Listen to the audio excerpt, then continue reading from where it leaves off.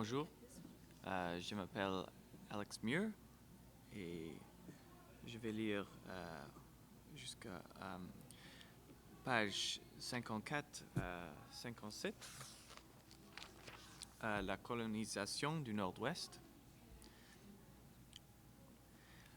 Après la fondation de l'État canadien en 1867, le gouvernement fédéral commence à accorder à de nombreux pensionnats gérés par l'Église de petites subventions pour chaque élève inscrit.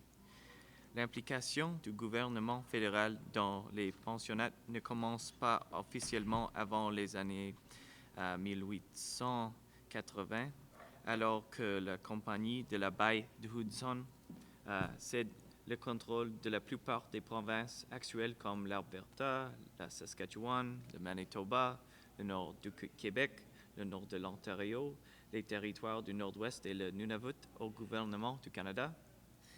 L'année suivante, la Colombie-Britannique entre dans la Confédération sur la promesse qu'un chemin de fer transcontinental soit construit. Les politiciens canadiens souhaitent confier le peuplement des territoires nouvellement acquis à des colons provenant d'Europe et de l'Ontario. On s'attend à ce que ces colons achètent des produits qui proviennent du centre du Canada et qu'ils expédient leurs récoltes par train aux ports de l'Est et de l'Ouest avant qu'elles soient acheminées vers le marché international. Cette méthode de colonisation de ce que l'on est venu à appeler le Nord-Ouest signifiait la colonisation de plus de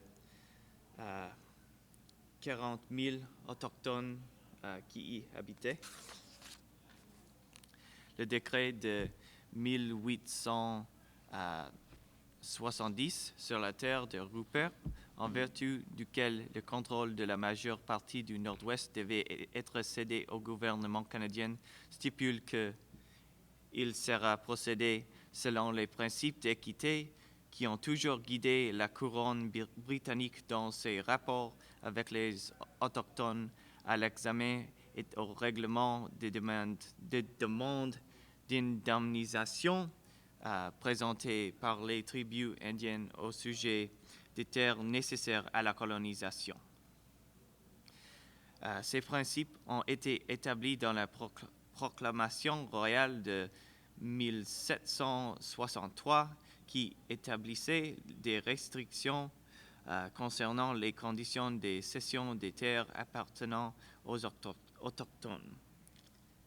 Mais s'il arrivait qu'aucune des dites sauvages voulut disposer des dites terres, la proclamation exigeait que les terres en question soient vendues exclusivement à la couronne dans une assemblée des dites sauvages qui sera convoquée à ces desseins. Essentiellement, la proclamation royale prévoyait que toute cession éventuelle des terres autochtones devait prendre la forme d'un traité entre les souverains. Cette clause représente l'une des plus claires et des toutes premières représentations de ce qui est reconnu comme un élément de longue date de la politique indienne du Canada. Afin de permettre la colonisation du Nord-Ouest, le gouvernement fédéral entame en 1871 la négociation du premier d'une série de traités numérotés ainsi désignés plus tard avec les Premières Nations de l'Ouest et du Nord du Canada. La seule solution de réchange à la négociation des traités aurait été d'ignorer les obligations légales du décret et d'essayer de soumettre les autochtones par la force, une solution qui se serait avérée très coûteuse. En 1870, alors que le budget total du gouvernement du Canada était de 19 millions de dollars, les États-Unis dépensaient plus chaque année, soit 20 millions de dollars, dans le seul but de financer les guerres contre les Autochtones sur leur territoire. Malgré toute cette pression, le gouvernement privilégiait une approche précautionneuse et progressive pour la signature de ces traités.